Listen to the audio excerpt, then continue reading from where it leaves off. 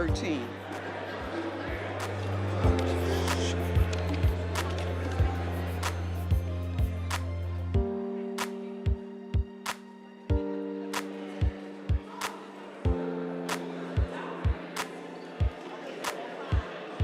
Hey, brother, read this plan.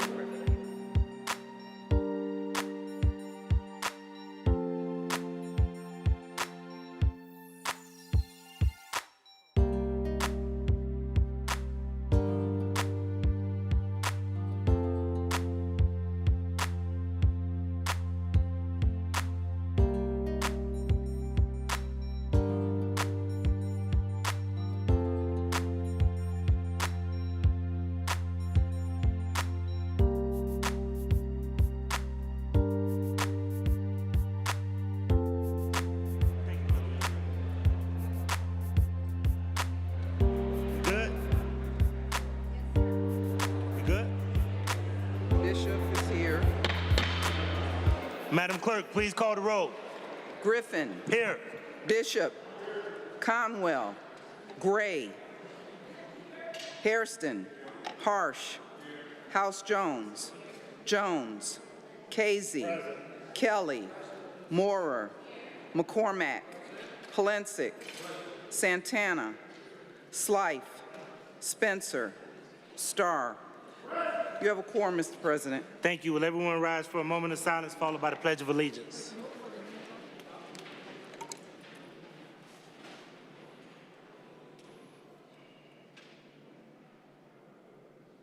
Thank you. I pledge allegiance to the flag of the United States of America, and to the republic for which it stands, one nation, under God, indivisible, with liberty and justice for all. I'll make the following statement. This meeting of Cleveland City Council is a lawful meeting. Under Section 605.04 of the Codified Ordinances, no person with purpose to prevent or disrupt a lawful meeting shall do any act which constructs or obstructs or interferes with the due conduct of such meeting. Members of the public are invited to speak only under the rules set by this council. Disruptions, including but not limited to speaking out of turn and making loud noises and loud utterances, are in violation of the rules and interfere with the due conduct of this lawful meeting. Such disruptions may constitute a misdemeanor and a violation of Section 605.04. Anyone who disrupts this lawful meeting in violation of the codified ordinances commits misdemeanors and is subject to prosecution. The following is the first and only warning. If this meeting is disrupted, I will gavel a halt to the proceedings and direct the assembled officers to escort any person participating in the disruption out of the chamber. Once persons participating in this disruption are outside of the chambers, the officers will close the doors and the disruptors will be handled as directed by the Director of Public Safety. The council proceedings will not begin again until those that participated in the disruption have left the chamber and the chamber doors are closed. Disruptors will not be allowed back in the chamber after the meeting resumes. Again, this is the first and only warning. We'll continue the meeting. Madam Clerk, please dispense with the journal. By Councilmember Gray, that the reading of the minutes of the last meeting be dispensed with, the journal approved. Seconded by Councilmember Moorer. Thank you. We'll go to public comment. I'll ask all of the council members to turn around and acknowledge the speakers, and I'll ask all the speakers to acknowledge your time. You each have 3 minutes, just so that you know when the yellow light comes on, that means to wrap it up. When the red light comes on, that means it's a hard stop, that your time has expired. The first person that we have is Tony Anderson.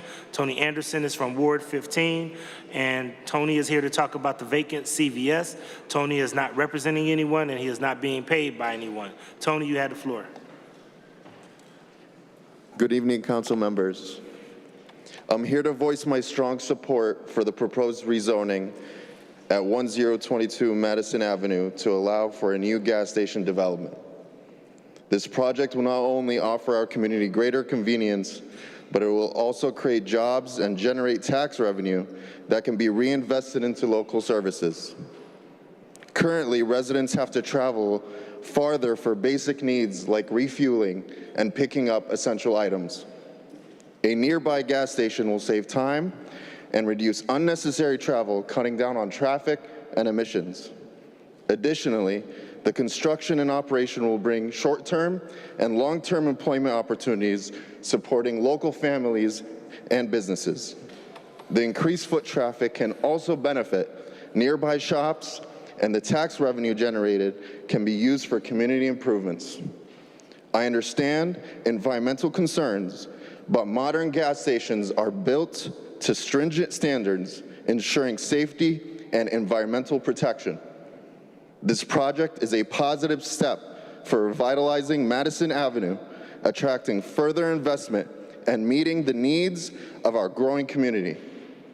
I urge the council to improve the rezoning.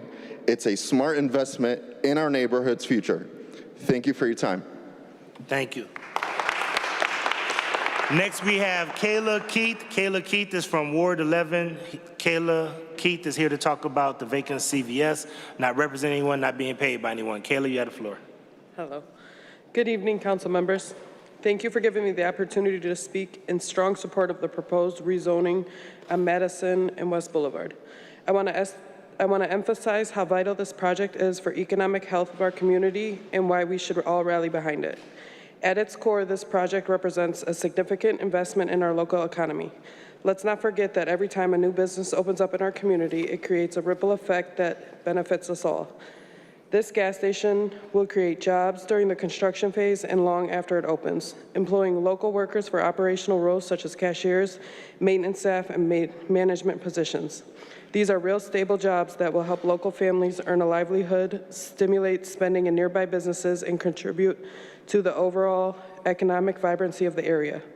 But the benefits don't stop there. The tax revenue generated from this project will also provide critical funds for public services. Think about what this means. More money for our schools, parks, roads, and emergency services. We often hear about how our city needs more resources for these vital public services, but without new development, where will these funds come from? Approving this rezoning is a proactive way to ensure that we have the financial resources necessary to maintain and improve the public infrastructure that all of us rely on. Moreover, we need to think about the long-term economic impact. Businesses like gas stations create a hub for other businesses to thrive. As more people come to the area for fuel, nearby shops, restaurants, and services will see increased foot traffic. This is the kind of development that can spur further economic growth, making our neighborhood a destination rather than a place people pass through. What's most important is that we don't pass up an opportunity to invest in our community's future. Approving this rezoning is a vote for economic growth, job creation, and more prosperous future for everyone who calls this area home. Thank you for your time and consideration. Next, we have Marina Edwards. Marina Edwards is from Ward 15 to talk about the vacant CVS, not representing anyone and not being paid by anyone. Marina?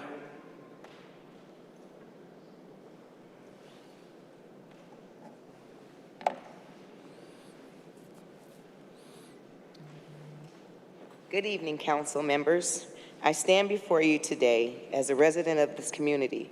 I am here to offer my full support for a rezoning effort that would allow for the construction of a gas station at 10022 Madison Avenue. While the conversation has largely focused on broader economic and environmental concerns, I want to zero in on what this project would mean for the everyday lives of people who live here. First, let us talk about convenience.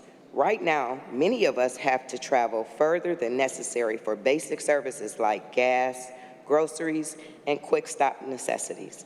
This may seem like a minor inconvenience on the surface, but when the factor is how much time and money it costs for local residents to drive to more distant locations, it becomes clear that having a gas station in our immediate neighborhood would significantly improve our quality of life, whether it's picking up a few groceries or filling up before we go to work.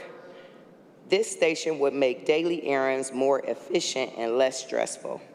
But beyond convenience, this gas station also represents a broader shift towards local empowerment. By providing essential services close to home, We're reducing traffic congestions and lowering the carbon footprint associated with long drives to access basic needs. This is the practical solution to a very real problem. Our community needs access to more local services. Additionally, the benefits to local businesses. As residents, we're all familiar with the businesses that form the backbone of our community. Restaurants, shops, and service providers will benefit from the increased food traffic that comes with a development like this. When people stop for gas or snacks, they're more likely to also explore what else our neighborhood has to offer. Supporting this rezoning isn't just about adding gas station, it's about supporting the entire local economy. Let's not forget the added convenience this project will bring for local workers as commuters. With a gas station nearby, workers won't have to take detours out of their way to fuel up. This will make their daily commutes easier and more efficient. It may seem like a small thing, but sometimes these small conveniences can make a big difference in our day-to-day lives. In closing, I believe this rezoning is an opportunity to improve the quality of life for all residents. It's not just about economic growth, it's about making our lives easier and our community stronger. I urge the council to approve this rezoning effort. Thank you. Next, we have Jacob Plumley. Jacob Plumley is from Ward 15 to talk about the vacant CVS, not representing anyone and not being paid by anyone. Is Jacob Plumley available? Jacob Plumley, you have the floor. Hey, good evening, council. I'm here to talk about the Madison CVS. My current snapshot of Madison Avenue is there's a lot of vacant and rundown buildings in Despair, while there's like no pizza shops, no barber shops, no restaurants, you know. I'm here today to ask council to move forward with the rezoning of 10022 Madison Avenue. Thank you. Next, we have Hassan Alwan. He's from Ward 15 to talk about the vacant CVS, not representing anyone and not being paid by anyone. Hassan, you have the floor. Good evening, council members. Thank you for the opportunity to speak today. I stand in support of the rezoning effort of the Madison gas station, but I want to begin by acknowledging that it wasn't easy to arrive to this position. Initially, I had my reservations, colored by my personal bias and concern about the future of this neighborhood. However, I've taken the time to step back, listen to the great speeches in the past couple weeks, look at this project from different angles, and approach it from a broader perspective. While it's easy to voice opinions or speculate on what might happen, the truth is action speaks louder than words. In this case, we're not just talking about ideas or potential outcomes. We are seeing someone willing to take risk and take real steps to invest in the community. This property has been neglected for years and might go on for many more. And while many have had conversations about its potential, this owner is actually doing something about it. Yes, the focus is on a gas station, but this is about more than just one business. I'm going to echo my colleagues, and it's about reviving a neighborhood, creating jobs, paving the way for future entrepreneurs. It's not an easy path to be an early investor or to be the first to initiate change, but it's essential. This investment will not only breathe life into the area, but also inspire others to follow suit, creating a ripple effect that will benefit the community as a whole. In the end, I believe taking action, investing in something tangible that can spark real growth is far more valuable than sitting on the sidelines predicting what might happen or might not happen.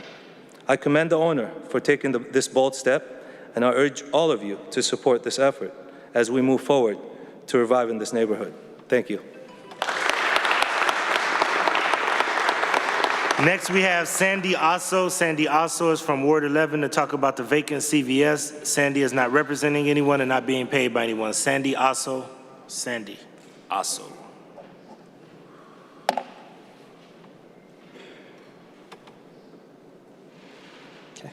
Good evening, members of the council. I'm here today to voice my strong support for the proposed rezoning that would allow the development of a gas station at 10022 Madison Avenue.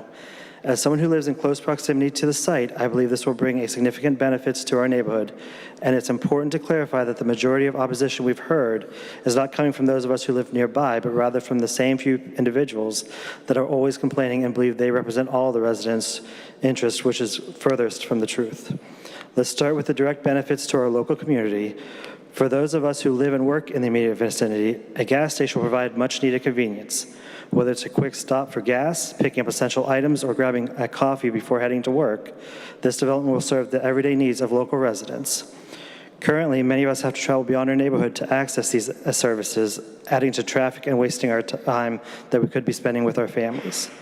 A gas station within our area will alleviate this burden and create a more convenient and accessible option for us right here at home.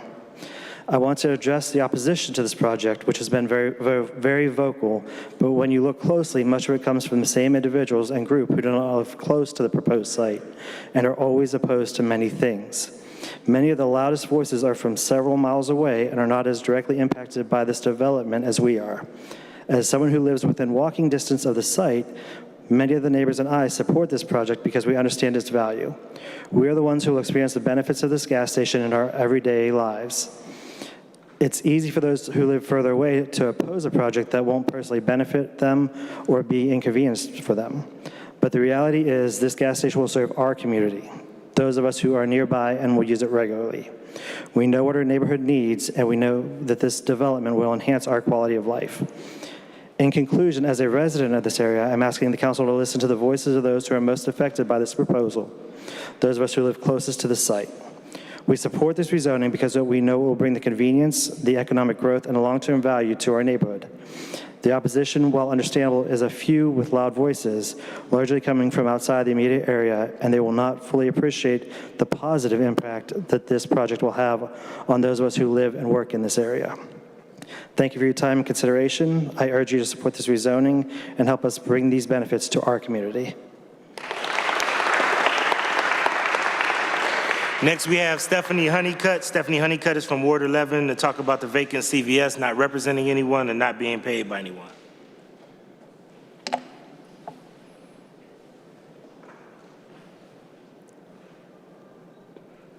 Hi, good evening. My name is Stephanie Honeycutt. Sorry, I'm a little short. Good evening. My name is Stephanie Honeycutt. I'm here to express my support for the rezoning of 10022 Madison Avenue. I urge this council to stand behind this initiative as well. Excuse me. When this area rezoned over 13 years ago, it was done under the pretext, I'm so sorry, I have a little cold. It was under the preserving of a pedestrian retail character. They painted a picture as though Madison Avenue was intended to resemble areas like Crocker Park in its pedestrian retail character. But in reality, this characterization was far from accurate. There never was a thriving pedestrian retail scene here. Instead, the rezoning created unnecessary barriers, stifling any potential for retail development. In the 13 years since, not a single new retail project has taken root in this area. As we look around Madison Avenue, we see only vacant, rundown, and abandoned buildings. A clear sign of how this rezoning has hurt, not helped, the community. The question now is, how long must we wait to acknowledge the damage that was done and take steps to reverse it? I would like to extend my gratitude to our Councilman Danny Kelly for taking a proactive stance. Unlike others who have remained idle, his commitment to making progress is commendable and deserves our support. I urge this council to back its efforts to revive this area and help bring it into the modern area. Thank you. Next, we have Nancy Keith. Nancy Keith is from Ward 11 to talk about the vacant CVS. Nancy is not representing anyone, not being paid by anyone. Good evening. Today I stand strong support of the rezoning, I'm taking my glasses off, sorry. Rezoning that would allow for the station to be built at 10022 Madison Avenue. While the focus has largely been on economic benefits, I want to frame this conversation in terms to fairness and opportunity. For too long, certain parts of the community have been underserved and underdeveloped. As a result, residents in these areas have had to travel for the basic services, spending more time, money, energy just to meet their daily needs. This is a matter of economic fairness. We deserve the same access to the services as more developed areas of the city. By approving the rezoning, we're giving this community the opportunity to access those services without leaving their neighborhood. But more importantly, we're also giving the community an opportunity to thrive. Economic equity starts with access to jobs, access to resources, access to the convenience. This gas station will help bring that to our area. In addition to providing services, this project will offer employment opportunities for local residents. We know that jobs, especially right now, can be hard to come by. The gas station will create positions during both construction and operation, offering a lifeline to those who need stable employment. These aren't just any jobs. These are jobs that will help residents gain experience, earn a living, and contribute to the local economy. The rezoning also presents an opportunity for community empowerment. When a community has access to the services and jobs it needs, it becomes more self-sufficient. It allows local residents to build wealth and improve their quality of life. In turn, strengthens the fabric of the community as a whole. I want to stress that this isn't just about adding another gas station. This is about providing economic justice for residents who have been overlooked for far too long. By approving the rezoning, you are signaling that all parts of our city matter and that we are committed to providing the resources needed for every resident to thrive. Thank you so much for your consideration. Next, we have Delda Green. Delda Green is from Ward 15 to talk about the vacant CVS, representing no one and not being paid by anyone.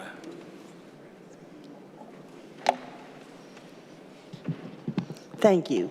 Everybody here had a great speech. But basically what we need is growth. That's why we need this. We need our community to keep growing, because if it doesn't, then the bad side is we fail. We don't want to fail. We want new stores, you know, more taxes, more revenue for our community.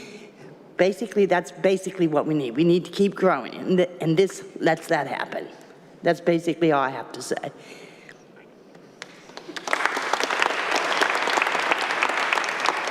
Last, we have Marcella Lee. Marcella Lee is from Ward 15 to talk about the vacant CVS, and Marcella is not representing anyone and not being paid by anyone. Marcella Lee. Is Marcella Lee here? Oh, she's on her way up.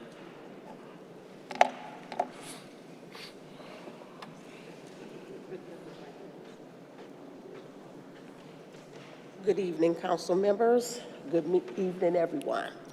I'd just like to say that I am for the rezoning of 10022 Madison Avenue because it would bring a great deal of opportunity to that community and that neighborhood. I say that from firsthand experience because I used to be that community. Somebody come in new, you don't know what to expect, you have all these fears and anxieties, but a group of men came in and did exactly what they said they were gonna do. That means a lot. Because so often people say, we're gonna do this, we're gonna do that, we're gonna have this, we're gonna have that, and they don't do it. These group of men did. I have nothing but admiration and respect for them, and I think it'll be a really good idea to let them come in and invest and build it up. Thank you.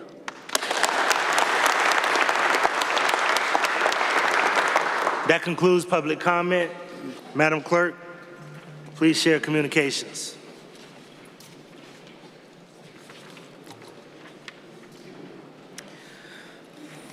Excuse me, file number 1047, 2024, dedication plat for proposed Monroe Townhomes South Subdivision, south side of Monroe Avenue between West 30th and Monroe Street Cemetery, approved by Committees on Municipal Services and Properties and Development Planning and Sustainability. Without objection, plat approved.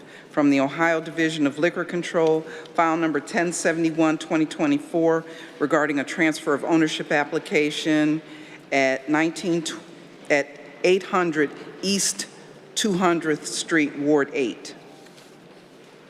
Thank you. Are there any condolence resolutions? Resolutions of condolence by Councilmember House Jones for Jacqueline Marie Farabee.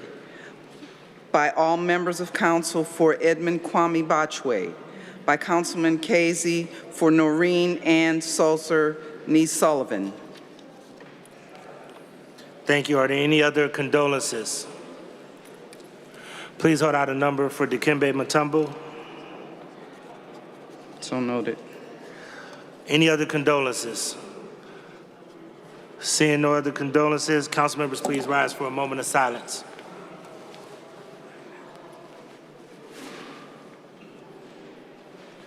Thank you. Congratulatory resolutions. Resolutions of congratulations by Councilmember Polensek for Holy Redeemer Parish. By Councilmembers Griffin and Starr for the Friendly Inn Settlement House. Thank you. We don't have any presentations today. First reading emergency ordinances referred for administrative review, committee review. Ordinance 1048, 2024 by Councilmembers Slife, Bishop, Hairston, and Griffin by departmental request, authorizing the Director of Capital Projects excuse me, to enter into one or more agreements with the Board of Park Commissioners of Cleveland Metropolitan Park District regarding a city contribution of funding to implement the Old Lorraine Connector Trail, and authorizing the Director to accept the donation of a temporary easement from Metro Parks for a period of 10 years located within the project area for the purpose of implementation of the project.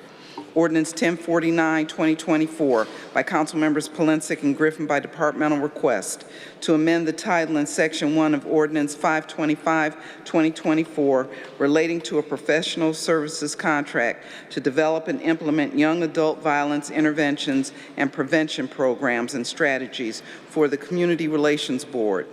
Ordinance 1050, 2024 by Councilmembers McCormack and Griffin by departmental request, authorizing Director of Port Control to exercise the second option to renew a contract with Korn Ferry to provide professional aviation recruitment services for the Department of Port Control.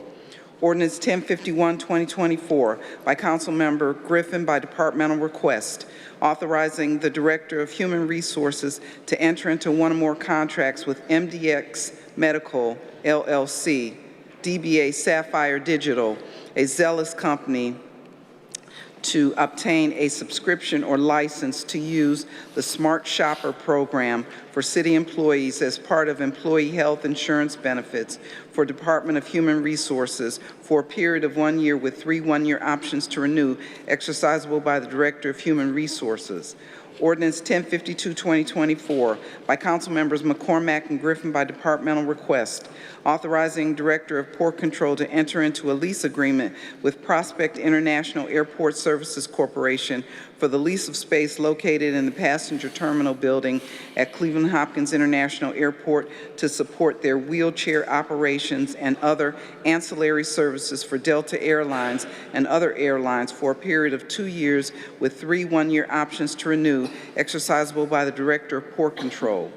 Ordinance 1053, 2024 by Councilmembers McCormack and Griffin by departmental request, authorizing Director of Port Control to employ one or more consultants or one or more firms of consultants to provide professional services for various employment-related services for the Department of Port Control for a 1-year period with 3 one-year options to renew, exercisable by the Director of Port Control.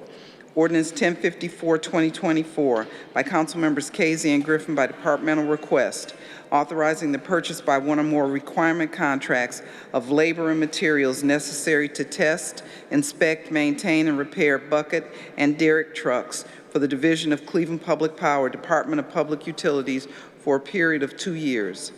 Ordinance 1055, 2024 by Councilmembers Casey and Griffin by departmental request, authorizing the purchase by one or more requirement contracts of duct line, street lighting bases, and pull boxes, labor and materials necessary to install, repair, replace, or maintain the duct line, street lighting bases, and pull boxes, and other related incidentals for the Division of Cleveland Public Power, Department of Public Utilities for a period of 2 years. Ordinance 1056, 2024, by Council Members McCormack and Griffin by departmental request, authorizing the mayor and the commissioner of purchases and supplies to sell certain city-owned properties no longer needed for the city's public use located on Brook Park and Old Grayton Roads near the NASA Glenn Research Center to NASA Park LLC for purposes of developing hotels and restaurants. Ordinance 1061, 2024, by Council Members McCormack, Hairston, and Griffin by departmental request, determining that the establishment of the North Coast Waterfront New Community Authority will be conducive to the public safety, convenience, and welfare, and it's intended to result in the development of a new community and declaring the North Coast Waterfront New Community Authority to be organized and a body politic and corporate, and defining the boundary of the new community district, appointing members to the Board of Trustees to such authority and establishing related requirements, authorizing the intergovernmental agreements, amending sections 13178, 455.09, and 10 of the codified ordinances as amended relating to parking fees and declaring an emergency. Ordinance 1062, 2024 by Council Members House Jones, Bishop, and Griffin by departmental request, authorizing Director of Public Works to accept a donation of 3 single-unit public restroom structures from the Campus District, a community development corporation for general public use to be installed by the Department of Public Works. Ordinance 1068, 1068, 2024 by Council Members McCormack, Hairston, and Griffin by departmental request, authorizing the Director of Economic Development to enter into an enterprise zone agreement with Erie View Holdings, LLC, and/or its designee to provide for tax abatement for certain real property improvements for the revitalization of the Tower, Galleria, and parking garage located at 100 Erie View Street, 1301 East 9th Street in the Cleveland Area Enterprise Zone. Ordinance 1069, 2024 by Council Members McCormack, Hairston, and Griffin by departmental request, authorizing Director of Economic Development to enter into a tax increment financing agreement with Erie View Holdings, LLC, Erie View Tower, LLC, Erie View Galleria, LLC, Erie View Tower Residential, LLC, and/or its designee to assist with the financing of the Tower, Galleria, and parking garage project to be located at 100 Erie View Tower and 1301 East 9th Street, to provide for payments to the Cleveland Metropolitan School District, and to declare certain improvements to real property to be a public purpose. Thank you. First reading emergency ordinances to be passed. Ordinance 1057, 2024 by Council Members Starr and House Jones, consenting and approving the issuance of a permit for the Chili Bowl Classic 5K on February 22, 2025, managed by Hermes Sports and Events.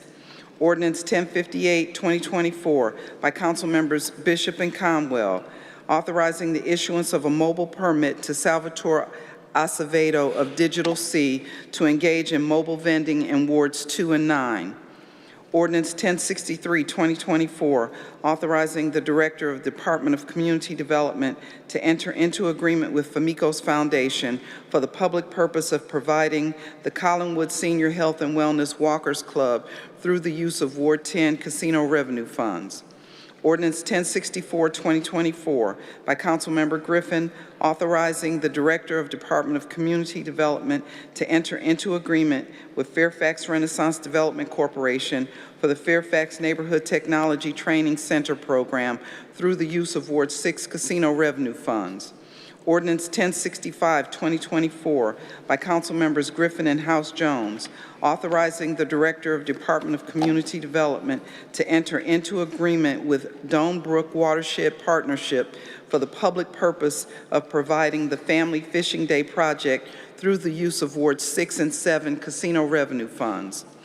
Ordinance 1066, 2024, by Councilmember Starr, authorizing Director of Department of Public Health to enter into agreement with Burton Bell Car Development for the public purpose of providing the Father's Day Fitness Health Clinic project through the use of Ward 5 casino revenue funds.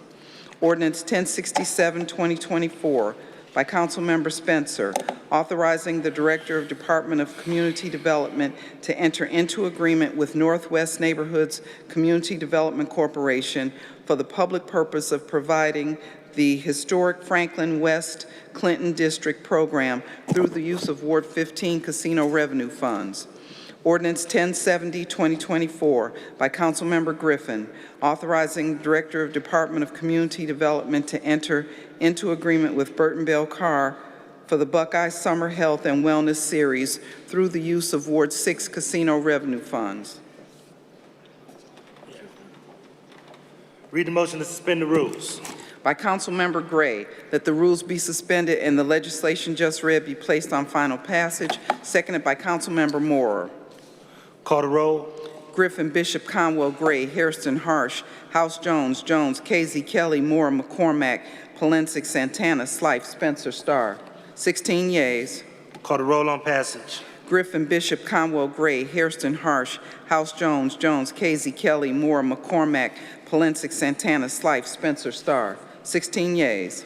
First reading emergency resolutions to be adopted. Resolution 1059, 2024, by Councilmember Polensek, opposing CSX Railroad Company's plans to reduce train stops and crew members at its Collinwood Rail Yard and supporting Ohio Senator Sherrod Brown's opposition to those plans. Resolution 1060, 2024, by Councilmembers McCormack, Hairston, and Griffin, by departmental request, determining that a petition to establish the North Coast Waterfront New Community Authority is sufficient and complies with the requirements of Section 349.03 of the Revised Code in form and substance, setting the time and place for a hearing on the petition and authorizing the notice by publication of such hearing and declaring an emergency. Read the motion to suspend the rules. By Councilmember Gray, that the rules be suspended and the legislation just read be placed on final passage. Seconded by Councilmember Moore. Call the roll. Griffin, Bishop, Conwell, Gray, Hairston, Harsh, House, Jones, Casey, Kelly, Moore, McCormack, Polensek, Santana, Slife, Spencer, Starr. 16 yeas. Call the roll on adoption. Griffin, Bishop, Conwell, Gray, Hairston, Harsh, House, Jones, Casey, Kelly, Moore, McCormack, Polensek, Santana, Slife, Spencer, Starr. 16 yeas. Thank you. Second reading emergency ordinances to be passed.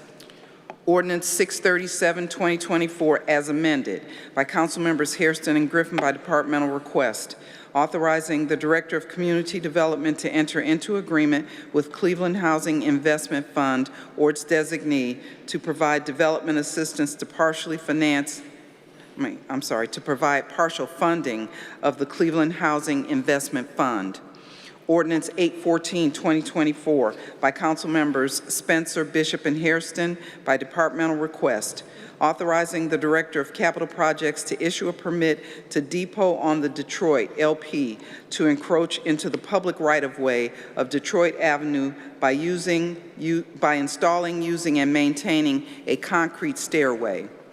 Ordinance 815, 2024, by Councilmembers McCormack, Bishop, and Hairston by departmental request, authorizing the Director of Capital Projects to issue a permit to Flats South Cleveland LLC to encroach into the public right-of-way of West 4th Street by installing, using, and maintaining a wooden stairway and wooden ADA accessible ramp with metal guardrails and handrails.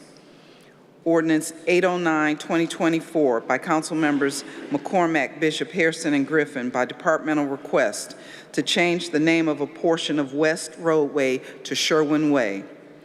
Ordinance 938, 2024, as amended, by Councilmember Griffin by departmental request to provide for the transfer and amendment to the general fund appropriations in the amount of $343,475. Ordinance 988, 2024, as amended by Council Members Hairston and Griffin by departmental request, authorizing the Director of Community Development to apply for and accept a grant from Living Cities to support an implementation of strategies associated with the Affirmatively Furthering Fair Housing Equity Plan Initiative. Read the motion to suspend the rules. By Councilmember Gray, that the rules be suspended and the legislation just read be placed on final passage, seconded by Councilmember Moore. Call the roll.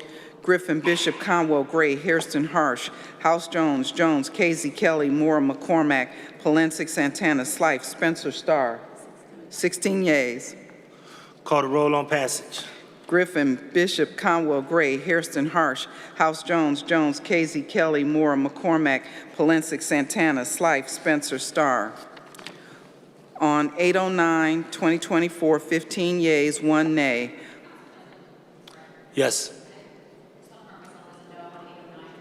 Please mark 2. I think we have 2 noes. So that's 14 yeas, 2 nays. On all others, 16 yeas. Okay, thank you. Second reading, ordinance is to be passed. Ordinance 795, 2024, by Councilmember McCormack, changing the use, area, and height districts of parcels of land south of Lorraine Avenue between 52nd, West 52nd, and West 50th Street, and subjecting an area titled the Site Development Boundary to Section 333.02 of the Cleveland Zoning Code, and attaching the approved site development map.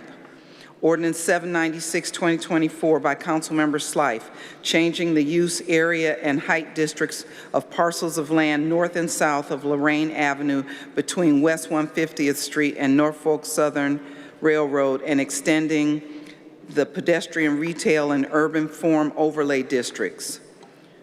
Ordinance 797, 2024, by Councilmember Harsh, establishing a 0-foot mapped building setback along the easterly and westerly sides of Pearl Road between Germain Avenue and Archmere Avenue.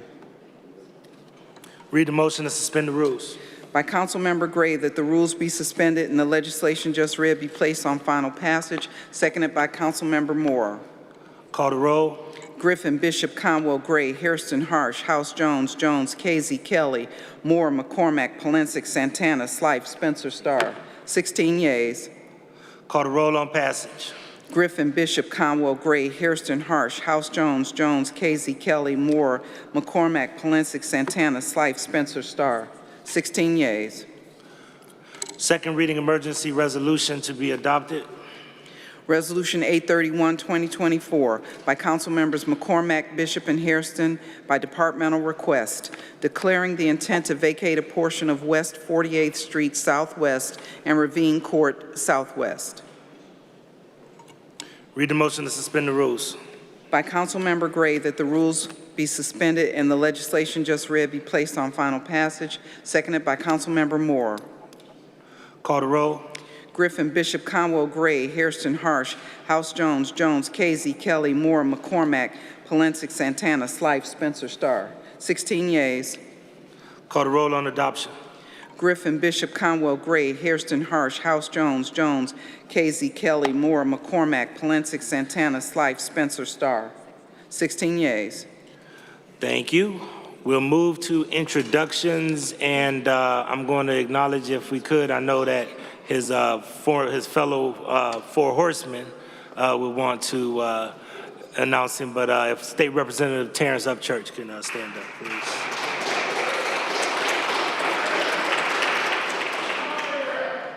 Are there any other introductions? Councilman Kerry McCormick. Thank you, Mr. President. I'd like to introduce Executive Vice President at KeyBank, Chanel Smith, as well as the list team. Stand up.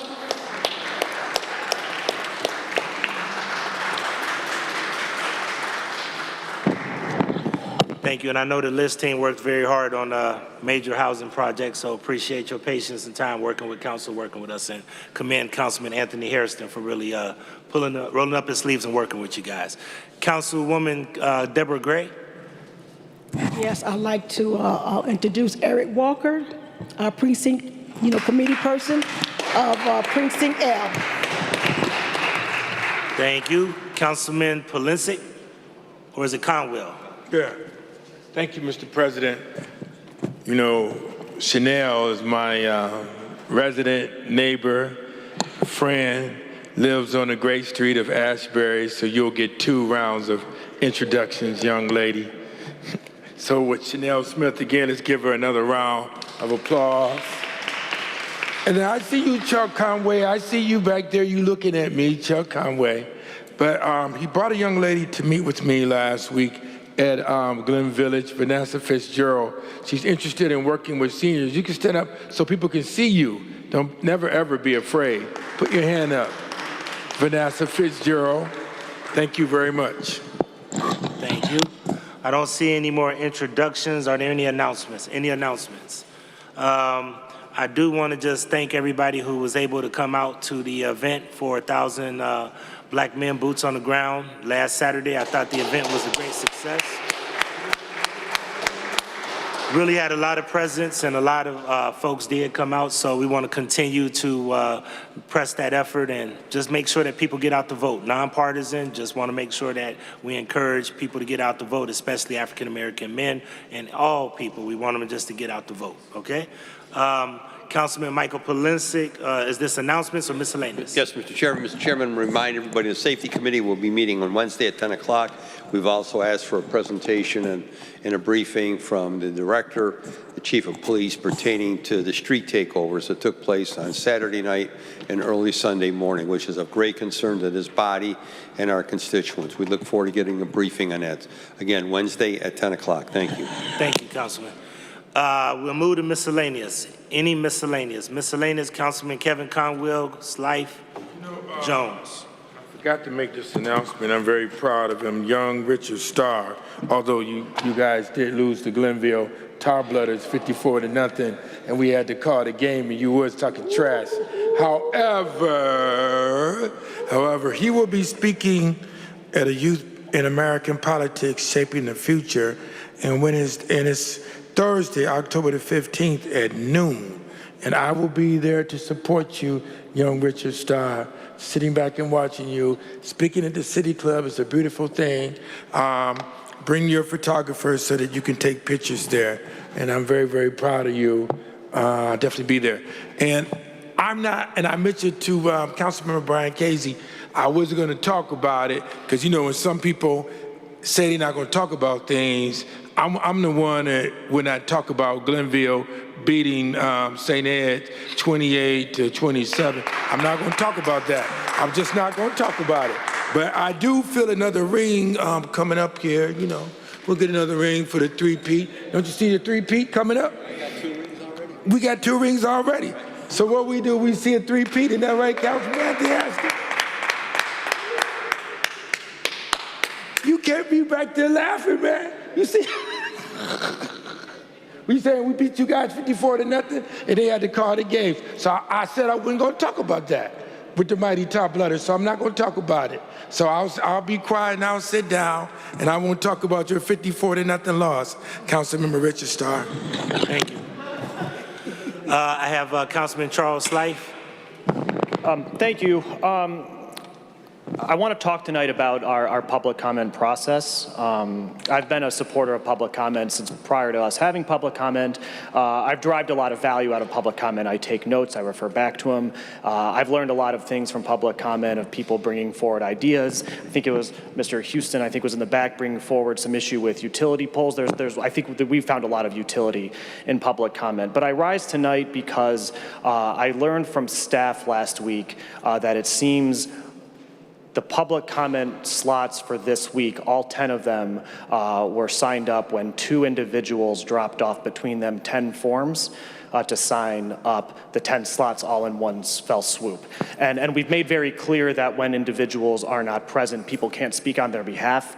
I'm bringing this up because I wonder if we need to have a conversation about how we enforce our own rules. Now, I know that there's going to be times when maybe people don't have the physical abilities, let's say, to come down in person, but I think, what I view as public comment as a way for people to petition their government, bring forward their concerns. I think the spirit of this was never really like an organized lobbying effort, and certainly not to monopolize the conversation on one specific topic in a city with any number of topics to discuss, to crowd out opposing viewpoints and to crowd out the ability for others to be able to come forward and participate in public comment on Monday nights.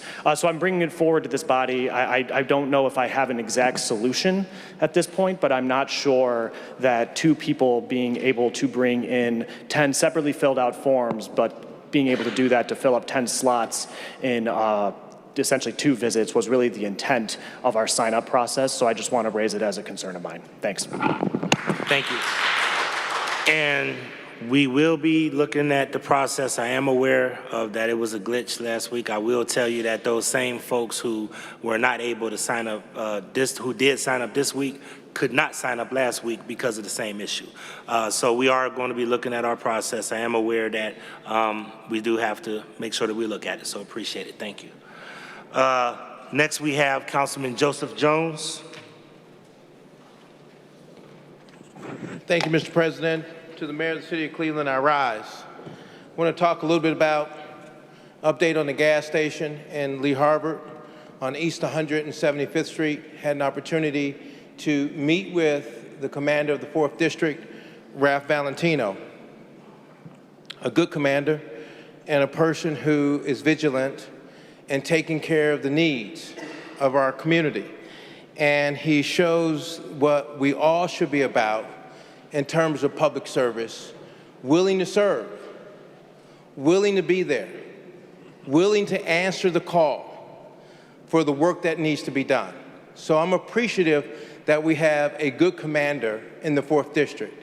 And with that being said, the issue with Shady Muhammad and working to try to get them to participate to limit the pumps and overflow of a group of folks from another restaurant business and bar from doing that. And he agreed that they would put up the signs necessary that says no parking, for customers' use only, and they will be towed.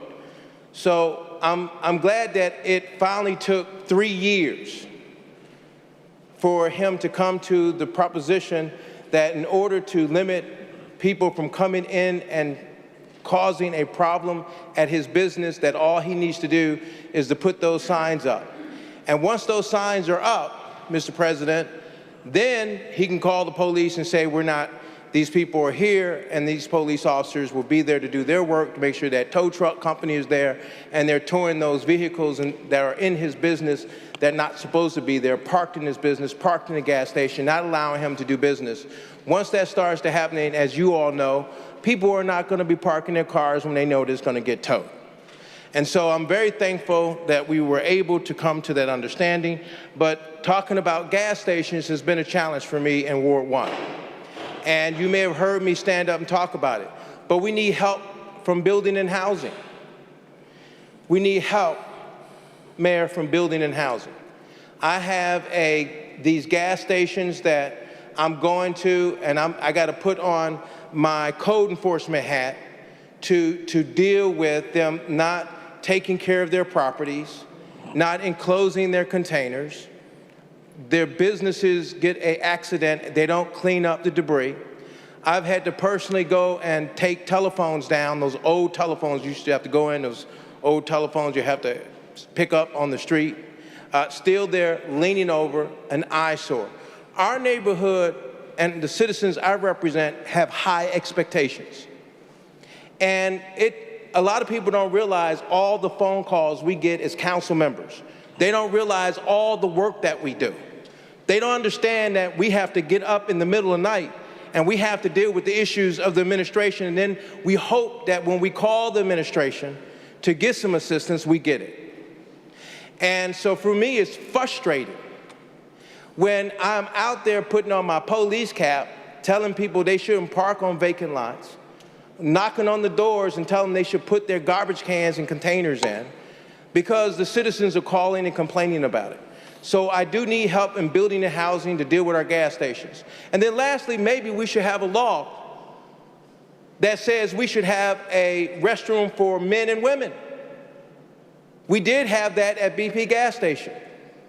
But it's no justice to our citizens when they have to go to a rest stop, get some food, and if they want to use the restroom, we don't have not one gas station facility in our neighborhoods where, as decent human beings, they can use the restroom.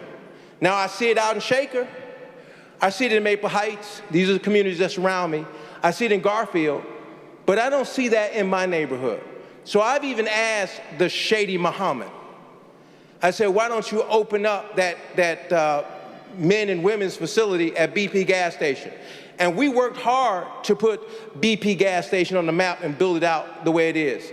And when it has been taken over now, it is absolutely, Mr. President, an eyesore. So we need to get some help from our code enforcement personnel to be over there, because I'm tired. I've been over there several times, and I've given those people my card.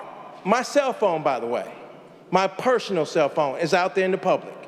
And if anybody wants to call me, they might be listening now, I'll give it to you because you might be able to give me some information. It's 216-355-0017. And the whole purpose of giving that number out, Mr. President, is that if you call my office and you don't get your issues taken care of and resolved, I'm going to pick up the phone and I'm going to work hard for you. Because I realize, just like it is with Ralph Valentino and many of us who are down here, many of the directors who are here, many of the commissioners and assistant commissioners, you work hard. I work hard. So I just lastly say this, and thank you, Mr. President, for more time. I want to also take this opportunity for an announcement. I know I should have stood up for the announcement, but it's a long time coming. And I just want to say thank you. But let me tell you about the backdrop before I say thank you. When they built the $42 million school, John F. Kennedy High School, before they built that school, during the time period they were organizing and planning, Mr. President, I said we ought to have the track and field over there on that campus. When you look at any facility that's built, you see the track and the field all at the same location. And then they said, well, Councilman, or at that time it was Citizen Jones, we can't build that there because there are some issues here and it's going to prevent us from doing it, and we just don't have it in the plans.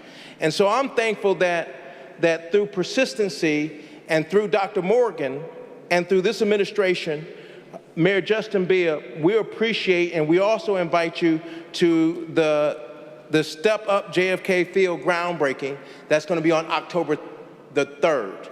And it's going to be at 9 a.m. in the morning. So I encourage everyone to come out here. This will be something that's great for the football team. I know that we have a football team that's champions here now. Hopefully, with our new track and field and football field, we're going to give you some competition, Mr. Kevin Conwell. We're going to have the Fighting Eagles. And then we're going to work to try to get them to that state and level. But I just want to take the opportunity just to push you a little bit. But we really appreciate and we're very proud of what they have done there. And we're proud of the championships. And we look forward to having 4. You got 3 now, right? Right. So I really appreciate that. That sets us on the map. But competition is coming, gentlemen. I'm Councilman Joe Jones. I approve that message. Councilwoman Stephanie House Jones. Thank you so much, Mr. President. So I just wanted to briefly give some observations. Last Monday, I had the opportunity to go to the consent decree monitoring hearing that was held by Judge Oliver. And I was also joined, it was Councilman Slive, Councilwoman Gray, as well as Councilman Joe Jones that were there. Very, very enlightening, I would say overall, as the monitoring team discussed the the focus of 2024, which is on, search and seizure, use of force, and crisis intervention. It seems Judge Oliver just complimented the city of Cleveland of being able to work through some of the issues and being able to make progress. Within that, though, also the Department of Justice was there. And they noted in the hearing how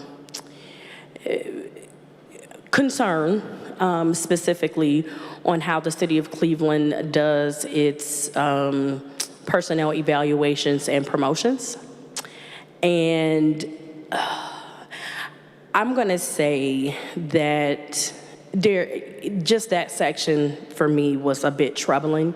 They mentioned how the former monitoring team, it was in the 10th semi-annual report in October of 2021. They had brought up issues with the city of Cleveland's performance evaluation and promotions. That's paragraph 315 and paragraph 318. That was back in 2021. The Department of Justice indicated that back in 2022, they gave the city of Cleveland examples of things to help improve. And to find out here, September of 2024, we still do not have some practices which I'm not going to get into. Again, we're going to talk about that. I am going to bring it up more in detail at the Safety Committee. That is troubling to me, and I think it would be troubling for other Clevelanders to know that through this time, we have not been able to come up with a written, publicly known, whatever the requirement is in the consent decree, performance evaluations and promotions. And there may or may not be people that are being elevated within our safety forces that may or may not need to be there. And I know there was a conversation that was brought up about how long will someone's background or past serious mistakes, and I would just say things that would cause other people to be incarcerated, be held against them. I will say, well, then that's a conversation we need to have. So I would, like I said, I would be remiss if I did not bring that up. I will go back in to say that as we talk about the consent decree and as we talk about Cleveland City Council having oversight, we as a body, again, I will offer again that might be something that we need to look at once a month in the Safety Committee. There is an opportunity as the monitoring team and the administration is looking at the focus areas for 2025. Maybe this body would want to offer some ideas and suggestions. I just think that there is an opportunity for us to be in more partnership. I also believe the police accountability team offered this body to, I think, have kind of like a deep dive in the consent decree. And I do think we need to take them up on that offer because there's a lot of work. We have a lot of work. Everyone is talking about how we need to make a pathway to get out of there, and we all need to be invested in it. So thank you so much for giving me this time, and I wanted to share that. Thank you. All right. Madam Clerk, please excuse the absences. By Councilmember Gray that the absence of Councilmember Spencer is hereby excused, seconded by Councilmember Moore. All right. This council is adjourned to the next regular meeting on October the 7th, 2024. Thank you.